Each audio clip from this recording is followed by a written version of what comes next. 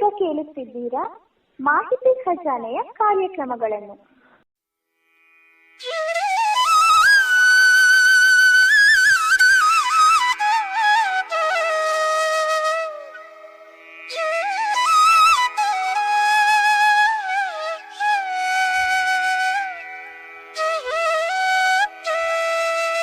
ಸಾಹಿತ್ಯ ಕಣಜ ಮಾಲಿಕೆಯಲ್ಲಿ ಆಯ್ದ ಕೆಲ ಕಾದಂಬರಿಗಳು, ಕಥೆಗಳು ನಿಮಗಾಗಿ ಪ್ರಸಾರವಾಗುತ್ತಿವೆ. ಮಂಗಳವಾರ, ಗುರುವಾರ ಹಾಗೂ ಶನಿವಾರಗಳಂದು ಚಾಚೂ ತಪ್ಪದೆ ವೀಕ್ಷಿಸಿ.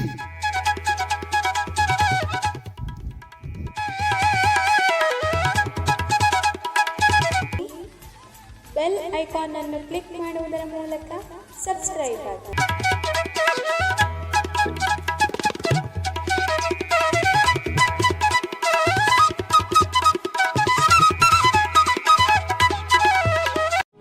ಅಮರ ಪ್ರೇಮದ ಮಧು 119 ನಾನು ನೋಡಿದರೆ ಇನ್ನು 16ರ ತರುಣಿ ಹಾಗೆ ಕಾಣಿನಿ ಪಾಟೀಲಿ ನಮ್ಮನ್ನ ಮಿಸ್ ಸೋನಿಯಾ ನೋಡಿದ್ದರೆ 2ನೇ ಮದುವೆನ ಮೇಡಮ್ನ ಅಂತ ಕೇಳಿದ್ದಳು ಎಂದಳು.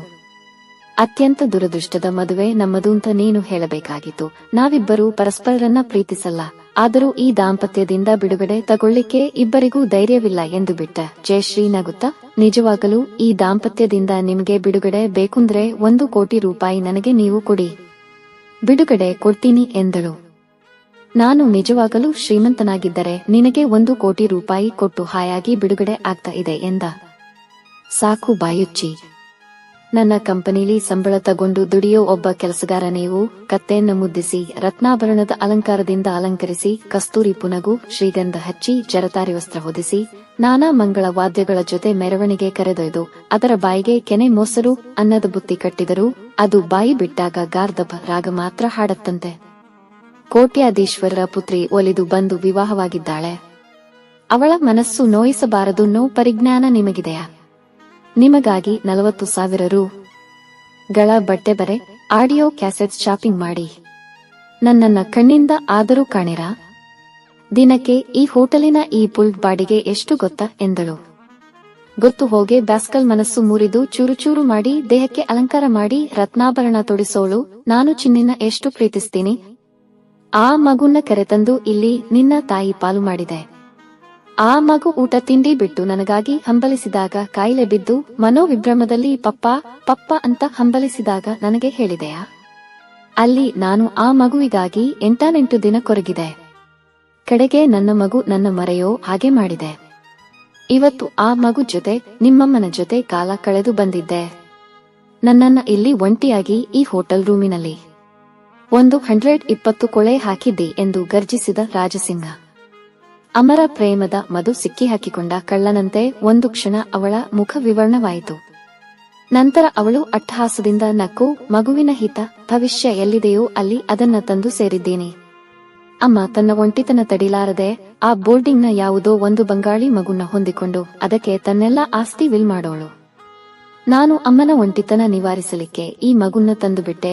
ನಿಮ್ಮ ಒಣ ಪ್ರೀತಿಯಿಂದ ಮಗುಗೆ ಏನು ಸಿಕ್ಕಿತ್ತು? ಈಗ ಅಮ್ಮನ 20 ಲಕ್ಷ ಗಳ ಆಸ್ತಿ ಚಿನ್ನಿ ಹೆಸರಿಗಾಗ್ತಿದೆ. ಅಪ್ಪ ತಮ್ಮ ಆಸ್ತಿ ಎಲ್ಲ ಆಸ್ಪತ್ರೆ ಅನಾಥಾಶ್ರಮಗಳಿಗೆ ಬರೆದು ಬಿಡ್ತೀನಿ ಅಂತಿದ್ದಾರೆ. ನನಗೆ ನಿಮಗೆ ಏನೂ ಸಿಗಲ್ಲ ನೋಡಿ ಶೂನ್ಯದಳು. ಒಂದು ಸಲ ಮೊಮ್ಮಗನ ಹೆಸರಿಗೆ ಬರೀತಾರೆ ಅಂತ ಇದ್ದಳು.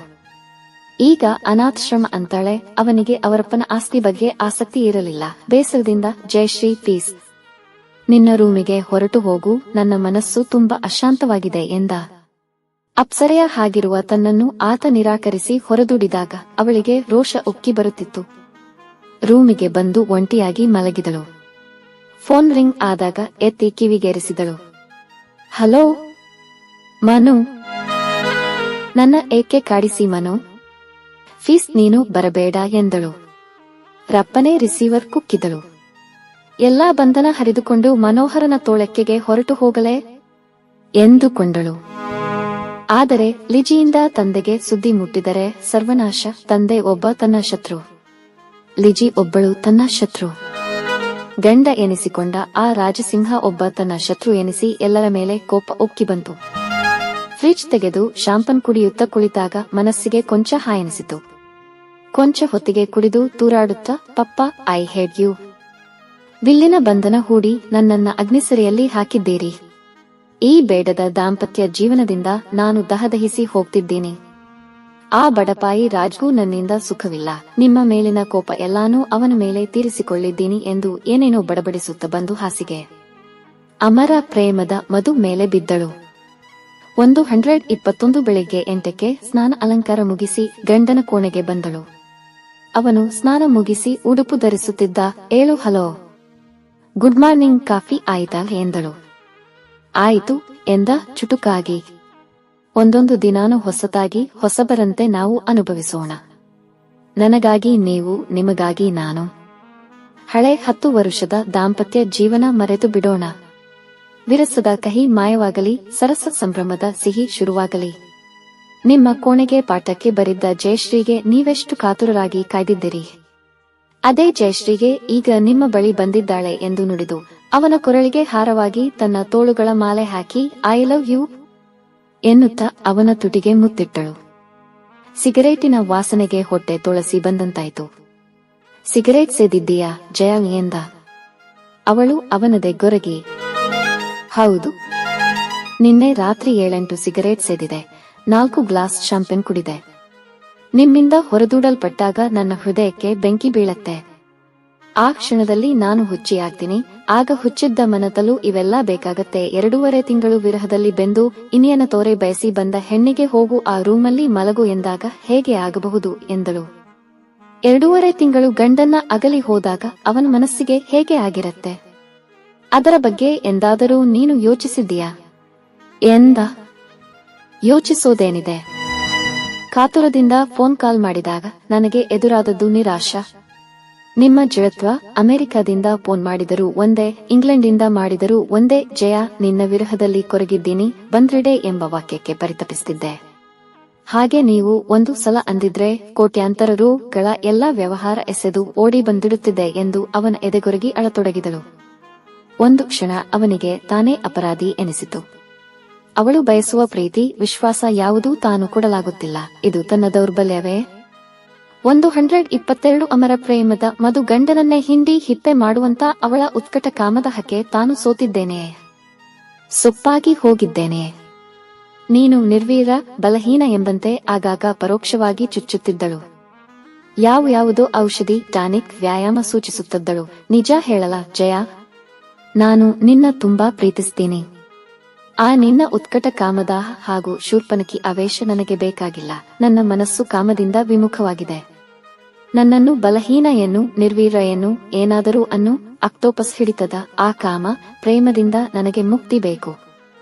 ನನ್ನ ಮನಸ್ಸಿಗೂ ದೇಹಕ್ಕೂ ಸ್ವಾತಂತ್ರ್ಯ ಬೇಕು ಎಂದ. ಆಗಲಿ, ಋಷಿಪತ್ನಿಯಂತೆ ಜೀವಿಸುತ್ತೇನೆ. ಒಂದು ಕಾವಿ ಸೀರೆ ಉಟ್ಟು ರುದ್ರಾಕ್ಷಿ ಮಣಿಮಾಲೆ ಹಾಕಿಕೊಳ್ಳಲೆ ಎಂದಳು.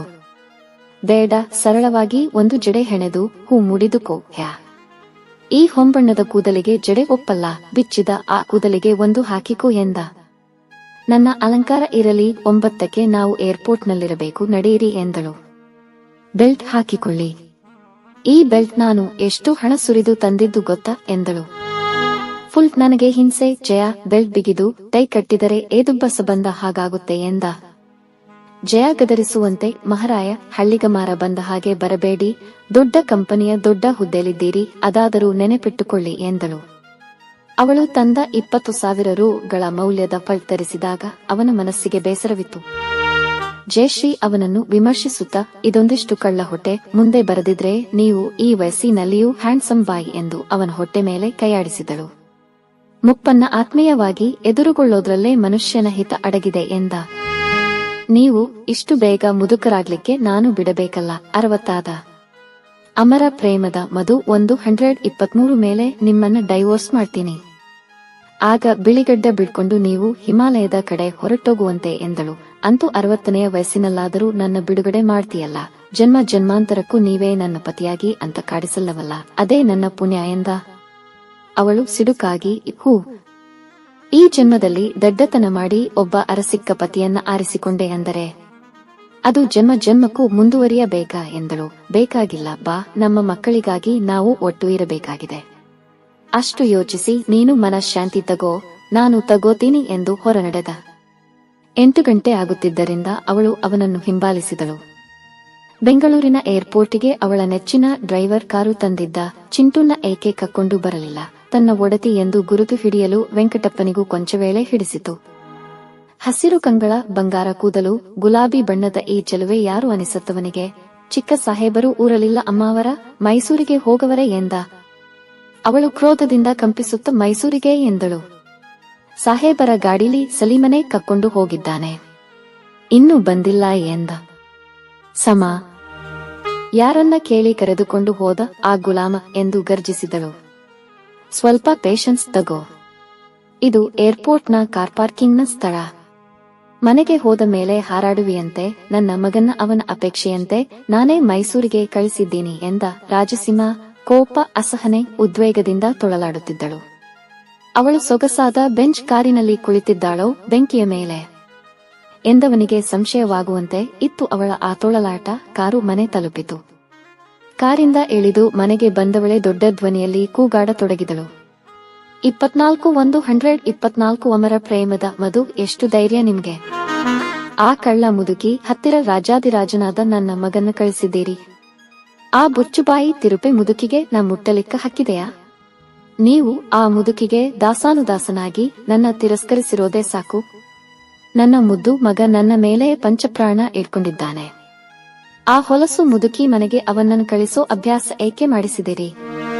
ಮೊದಲು ಹೋಗಿ ಅವನನ್ನ ಕರೆದುಕೊಂಡು ಬನ್ನಿ. ಒಂದು ಕ್ಷಣ ತಡವಾದರೆ ಉಗ್ರಕಾಳಿ ಆಗ್ತೀನಿ. ಬ್ಯಾಸ್ಕಲ್, ನಿನ್ನ ಗುಲಾಮನಲ್ಲ ನಾನು. ನನ್ನ ಮಗ ಹೋಗಿರೋದು ನನ್ನ ತಾಯಿ ಮನೆಗೆ. ನನ್ನ ತಾಯಿ ಹೊಲಸು ಮುದುಕಿ ಅಲ್ಲ. ಗಂಡನಿಗೆ ವಂಚಿಸಿ ನಿನ್ನ ಆ ದೊಡ್ಡಪ್ಪನ ಜೊತೆ ಮುಂಬೈನಲ್ಲಿ ವಾಸಿಸ್ತಿರೋ ನಿಮ್ಮಮ್ಮ ಹೊಲಸು ಮುದುಕಿ.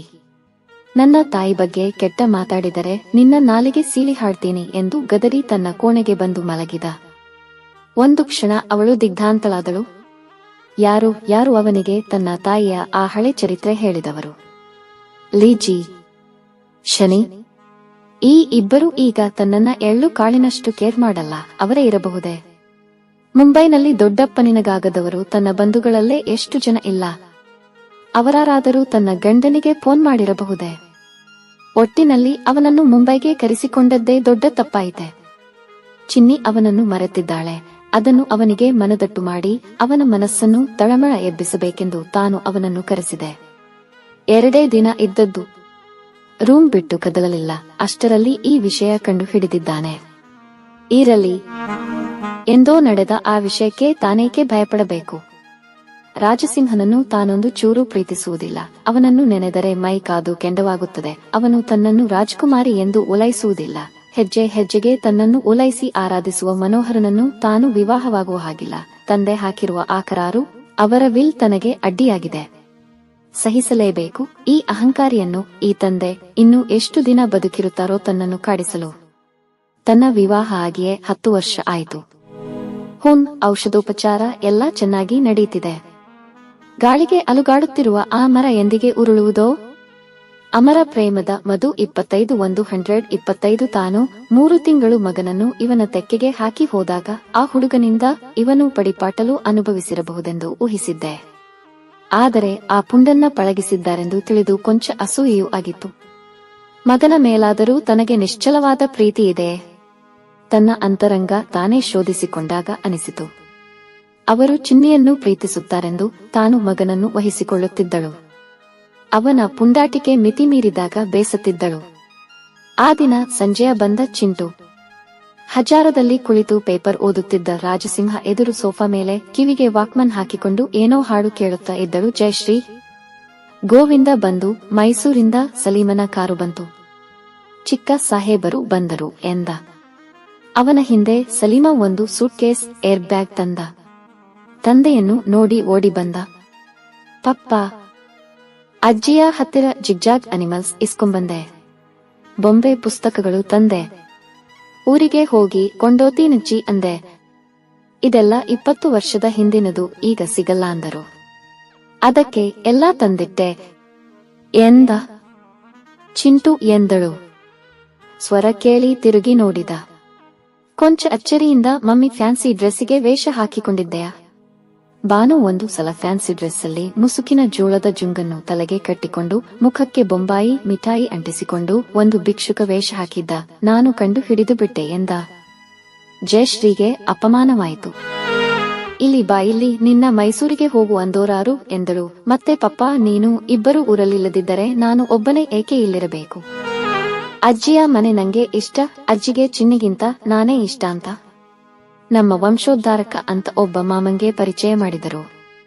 ಅಜ್ಜಿ ಮನೇಲಿ ಮಜಾ ಇರುತ್ತಮ್ಮ, ನಾನೇನು ಮಾಡಿದರೂ ಅಜ್ಜಿ ಬೈಯಲ್ಲ ಎಂದ. ಜಯಶ್ರೀ ಕೋಪದಿಂದ ಶಾಲೆ, ಓದು, ಟ್ಯೂಷನ್ ಬಿಟ್ಟು ಅಜ್ಜಿ ಮನೆಯಂತ ಇಲ್ಲದ ಹಠ ತೆಗೆದರೆ ಬ್ಯಾಂಕಲ್ಲಿ ಹಿಂದೆ ಬೀಳಿ. ನಾನು ನಿನ್ನನ್ನು ಚಿನ್ನಿ ಹಾಗೆ 126 ಬೋರ್ಡಿಂಗ್ಗೆ ಸೇರಿಸ್ತೀನಿ ಎಂದಳು. ಅಮರ ಪ್ರೇಮದ ಮಧು ಚಿಂಟು ಕೋಪದಿಂದ ನನ್ನ ಬೋರ್ಡಿಂಗ್ ಸೇರಿದರೆ ನಿನ್ನನ್ನ ಕಚ್ಚಿ ಪರಚಿ ಕೊಂದು ಹಾಡ್ತೀನಿ. ನಾನು ಬರೋ ಭಾನುವಾರವೂ ಮೈಸೂರಿಗೆ ಹೋಗ್ತೀನಿ. ರಾಮಾಯಣ ಮಧು ಆಂಟಿ ಅರ್ಧ ಹೇಳಿದ್ದಾಳೆ. ರಾಮ ಸೀತೆ ಕಾಡಿಗೆ ಹೋಗಿದ್ದಾರೆ.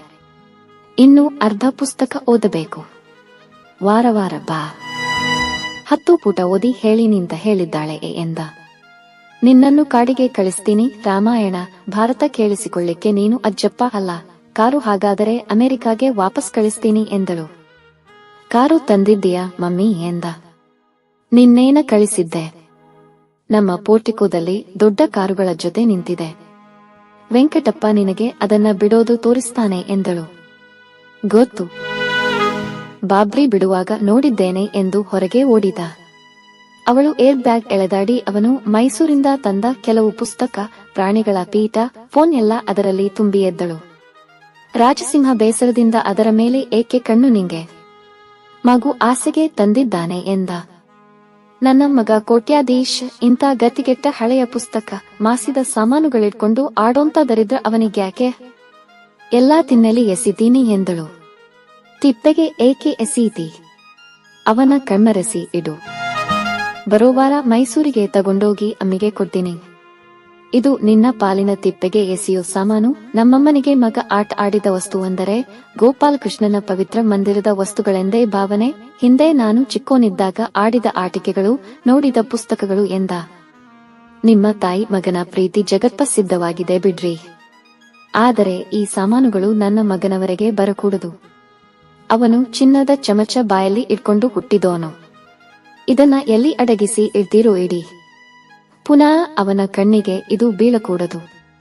ಬಿದ್ದರೆ ಇದನ್ನೆಲ್ಲ ತಿಪ್ಪೆಗೆ ಎಸೆದು ಬೆಂಕಿ ಹಚ್ಚೀನಿ. ನನ್ನ ಪಾಲಿಗೆ ಇದು ಐತಿಹಾಸಿಕ ವಸ್ತುಗಳೇನಲ್ಲ ಎಂದಳು. ಗಂಡನ ಮೇಲೆ ಪ್ರೀತಿ ಇಲ್ಲ, ಇನ್ನು ಗಂಡನ ಬಾಲ್ಯದ ಆಟಿಕೆ ಮೇಲೆ ಅಮರ ಪ್ರೇಮದ ಮಧು ಪ್ರೀತಿ ಹೇಗೆ ಬರುತ್ತೆ ಎಂದ. 17/127 ನಿಮಗೆ ಹೆಂಡತಿಯ ಮೇಲೆ ಬಹಳ ಪ್ರೀತಿ ಇದೆ ಎಂದು ಹಂಗಿಸಿ ಆ ಏರ್ ಬ್ಯಾಗ್ ಅವನ ಮುಂದೆ ಕುಕ್ಕಿ. ಮತ್ತೆ ಇದು ಚಿಂಟು ಕಣ್ಣಿಗೆ ಕಾಣಿಸಿಕೂಡದು. ದಿಸ್ ಈಸ್ ಮೈ ಆರ್ಡರ್ ಎಂದಳು. ಆಯ್ತು ತಮ್ಮ ಆಜ್ಞೆ ಪಾಲಿಸ್ತೀನಿ. ಬರೋವಾರ ಹೋಗಿ ಅಮ್ಮನಿಗೆ ಕೊಟ್ಟು ಬತ್ತೀನಿ. ಮಗನ ಚಿಕ್ಕಂದಿನ ಆಟಿಕೆಗಳಂದ್ರೆ ಅಮ್ಮನ ಪಾಲಿನ ಅಮೂಲ್ಯ ವಸ್ತು. ಬೇರಾರಿಗೂ ಕೊಡೋಳಲ್ಲ, ಮೊಮ್ಮಗ ಅನ್ನೋ ಪ್ರೀತಿಗೆ ಕೊಟ್ಟಿದ್ದಾಳೆ ಎಂದು ಆ ಏರ್ ಬ್ಯಾಗ್ ಹಿಡಿದು ಕೋಣೆಗೆ ಹೋದ. ತನ್ನ ಗಾಡೇಜ್ ಬೀರು ತೆಗೆದು ಅದರಲ್ಲಿ ತೂರಿಸಿದ. ಸಂಜೆಯವರೆಗೆ ಕಾರು ಆಟವಾಡಿ ಹೊಟ್ಟೆ ಹಸಿದಾಗ ಒಳಗೆ ಬಂದ. ಹಜಾರದಲ್ಲಿ ಕೂತಿದ್ದ ತಾಯಿಯನ್ನು ಗಮನಿಸದೆ ಪಪ್ಪ ಬಾ ತಿಂಡಿ ತಿನ್ನೋಣ ಎಂದು ರೂಮಿನಲ್ಲಿ ಮಲಗಿದ್ದ ತಂದೆಯ ಬಳಿ ಶೂನ್ಯದ. ರಾಜಸಿಂಹ ಎದ್ದು ಮಗನೊಡನೆ ಬಂದ. ಇಬ್ಬರು ಡೈನಿಂಗ್ ಟೇಬಲ್ಲಿನ ಬಳಿ ಕುಳಿತು ತಿಂಡಿ ತಿನ್ನುವಾಗ ಅಜ್ಜಿ ಏನೇನು ತಿಂಡಿ ಮಾಡಿದರು ಮೊಮ್ಮಗನಿಗೆ ಎಂದ. ತಿಂಡಿ ಎಲ್ಲ ಮಧು ಆಂಟಿನೇ. ಬೋಂಡ, ಕೇಸರಿಬಾತು ಎಲ್ಲಾ ಮಾಡಿದ್ದರು. ನಿನ್ನೆ ನಾನು ಅಜ್ಜಿ, ಮಧು ಆಂಟಿ, ಗೋಪಾಲ್ ಎಲ್ಲ ಜೂ ನೋಡ್ಲಿಕ್ಕೆ ಹೋಗಿದ್ದೀವಿ ಎಂದ. ಗೋಪಾಲ್ ಯಾರು ಎಂದು ಅವನು ಕೇಳುವ ಗೊತ್ತಿಗೆ ಜಯಶ್ರೀ ಬಂದಳು. ಏನು ತಂದೆ ಮಗ ಇಬ್ಬರೇ ಆರಾಮವಾಗಿ ಕೂತು ಬಿಟ್ಟಿರಿ, ನನ್ನನ್ನ ಕರಿಬೇಕು ಅಂತ ಸಹ ಅನಿಸಲಿಲ್ಲವಾ ಎಂದಳು. ನಿಮ್ಮದೇ ಮನೆ, ನೀವು ಈ ಮನೆ ಮಹಾರಾಣಿ. ನಿಮ್ಮನ್ನ ಕರೆಯೋ ಧೈರ್ಯ ಸೇವಕನಿಗೆ ಹೇಗೆ ಬರುತ್ತೆ ಎಂದ ರಾಜ್. ಅವಳು ಬಿಂಕದಿಂದ ಸೇವಕನ ಪ್ರೀತಿಗೂ ಹಂಬಲಿಸುತ್ತಾ ಇರೋ ದುರಾದೃಷ್ಟಶಾಲಿ ನಾನು. ಆದರೆ ಆ ಸೇವಕನಿಗೆ ಒಡತಿಯನ್ನು ಕಾಡಿಸೋದ್ರಲ್ಲೇ ತೃಪ್ತಿ. ತಿಂಡಿ ಏನು ಮಾಡಿದ್ದಾಳೆ ರತ್ನಮ್ಮ ಎಂದಳು. ಪೂರಿ ಪಲ್ಯ ಎಂದ. ಅವಳು ಬೇಸರದಿಂದ ನೀವು ಸ್ವಲ್ಪ ಎಣ್ಣೆ ಬೆಣ್ಣೆ ಕಡಿಮೆ ಮಾಡಬೇಕಪ್ಪ. ಆನೆ ಆಗ್ತಾ ಇದ್ದೀರಿ. ಮೈದಾ ಹಿಟ್ಟಿನ ಆನೆ. ಆಫೀಸಿನಲ್ಲಿ ಈಗಾಗಲೇ ವೈಟ್ ಎಲಿಫೆಂಟ್ ಅಂತ ಹೆಸರು ಬಿದ್ದಿದೆ ಎಂದಳು. ಅವಳ ಮಾತಿಗೆ ಉತ್ತರಿಸದೆ ರಾಜಸಿಂಹ ಪೂರಿ ಆಲೂಗಡ್ಡೆ ಪಲ್ಯ ಚಟ್ಟಿ ತಿನ್ನತೊಡಗಿದ. 28 ಅಮರ ಪ್ರೇಮದ ಮಧು. ಅಜ್ಜ ಮನೇಲಿ ತಿಂಡಿ ಚೆನ್ನಾಗಿರತ್ತೆ ಪಪ್ಪ. ಹಾಲು ಕೀರು, ಆಬಡೆ, ಕೇಸರಿ ಬಾತ್, ಬೊಂಬಾಯಿ ಬೋಂಡ ಮಜಾ ಇತ್ತು. ಜಾಂಗೀರು ಬೇಕು ಅಂದೆ ಊರಿಗೆ ಬರುವಾಗ ಬರೋವಾರ ಬಾ, ಔತಣ ಮಾಡಿಸ್ತೀನಿ ಅಂತ ಅಜ್ಜಿ ಹೇಳಿದ್ದಾರೆ ಎಂದ. ಜಯಶ್ರೀ ಅಸಹನೆಯಿಂದ, ಚಿಂಟು ಕಾರು ಹೇಗಿದೆ? ನಿನ್ನ ಬಾಬ್ರಿ ಕಾರಿಗಿಂತ ಚೆನ್ನಾಗಿದೆಯೋ ಇಲ್ಲವೋ? ನಿನಗೋಸ್ಕರ 1,00,000 ರೂಪಾಯಿ ಕೊಟ್ಟು ತಂದಿದ್ದು ಎಂದಳು. ಕಾರು ತುಂಬಾ ಚೆನ್ನಾಗಿದೆ ಮಮ್ಮಿ, ಆದರೆ ಜಿಮ್ ಅಂತ ಬಿಡಲಿಕ್ಕೆ ಮೈದಾನವೇ ಇಲ್ಲ. 2 ಸಲ ತೆಂಗಿನ ಮರಕ್ಕೆ ಡಿಕ್ಕಿ ಹೊಡೆದೆ. ಮುಂದುಗಡೆ ಹೆಡ್ಲೈಟ್ ಒಡೆದು ಹೋಯಿತು. ವೆಂಕಟಪ್ಪ ಬೇರೆ ಹಾಕಿಸಿ ಕೊಡ್ತೀನಿ ಅಂದಿದ್ದಾನೆ ಎಂದ. ಸದ್ಯ ನಿನ್ನ ಹಲ್ಲು ಮುರಿದಿಲ್ಲವಲ್ಲ ಎಂದು ರಾಜಸಿಂಹ ನುಡಿದಾಗ ಓಹುಂ, ಹಣೆಗೆ ಕೊಂಚ ತಗುಲಿತು ಎಂದ.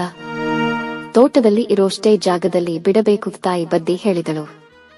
ನಾನು ಕೂತುಕೊಂಡ್ರೆ ಒಳಗೆ ಅಂಟಿಕೊಂಡ ಹಾಗೆ ಇರತ್ತೆ, ಇನ್ನು ಸ್ವಲ್ಪ ದೊಡ್ಡ ಕಾರು ತರಬೇಕಾಗಿತ್ತು ಎಂದ. ಜಯಶ್ರೀ ಕೋಪದಿಂದ, ಕಾರು ಇರೋದು ಅದೊಂದೇ ಸೈಜ್, ನೀನು ಈ ನಡುವೆ ದಾಂಡಿಗ ಆಗ್ತಿದ್ದಿ, ನಿಮ್ಮಪ್ಪನ ಹಾಗೆ ಆನೆ ಆಗಿ ಎಂದಳು. ಅವನು ಉತ್ಸಾಹದಿಂದ, ನಾನು ಪಪ್ಪನ ಹಾಗೆ ಇದ್ದೀನಂತೆ ಅಜ್ಜಿ ಹೇಳ್ತಾರ. ನಿಮ್ಮ ಪಪ್ಪನ ಪ್ರತಿರೂಪ, ಪಪ್ಪನ ಬಾಯಿಂದ ಬಿದ್ದ ಹಾಗಿದ್ದಿ ಅಂತಾರೆ. ನಿನ್ನ ಬಾಯಿಂದ ಉದುರಿ ಬಿದ್ದಿದ್ದೇನೇನು ಪಪ್ಪ ಎಂದ. ಸದ್ಯ ಪಪ್ಪನ ರೂಪ ಹೋತರ ಪರವಾಗಿಲ್ಲ, ಆದರೆ ಪಪ್ಪನ ಗುಣ ಮಾತ್ರ ಹೋಲಬೇಡ ಎಂದಳು. ಏಕೆ? ಪಪ್ಪನ ಗುಣ ಒಳ್ಳೆದೇ ಇದೆ ಮಮ್ಮಿ, ನಂಗೆ ನಿನಗಿಂತ ಪಪ್ಪಾನ ಇಷ್ಟ ಎಂದ. ಪಪ್ಪನಿಗಿಂತ ಮಮ್ಮಿ ಒಳ್ಳೆಯಳು. ಮಮ್ಮಿನ ಪ್ರೀತಿಸಿದರೆ ನಿಂಗೆ ಮುಂದೆ ಕೋಟಿ ರೂ ಆಸ್ತಿ ಸಿಗತ್ತೆ ಎಂದ. ರಾಜಸಿಂಹ ವ್ಯಂಗ್ಯವಾಗಿ, ಆಸ್ತಿ ಬೇಡ ನಂಗೆ, ದೊಡ್ಡನಾದ ಮೇಲೆ ನಾನು ಮೈಸೂರಿಗೆ ಹೋಗಿ ಅಜ್ಜಿ ಅಂಗಡಿ ನೋಡ್ಕೋತೀನಿ, ರಾಶಿ ದುಡ್ಡು ಬರತ್ತೆ. ಮಧು ಆಂಟಿ ನಿನ್ನೆ ಎಲ್ಲ ಎಣಿಸ್ತಾ ಲೆಕ್ಕ ಬರೆದಿಟ್ಟರು. 18,000 ರೂಪಾಯಿ ಇತ್ತು. ಅಮರ ಪ್ರೇಮದ ಮಧು 129 ನಾನೇ 10 ರೂಪಾಯಿ ನೋಟೆಲ್ಲ ಒಂದು ಕಡೆ ಬಂಡಲ್ ಮಾಡಿ ಇಟ್ಟೆ.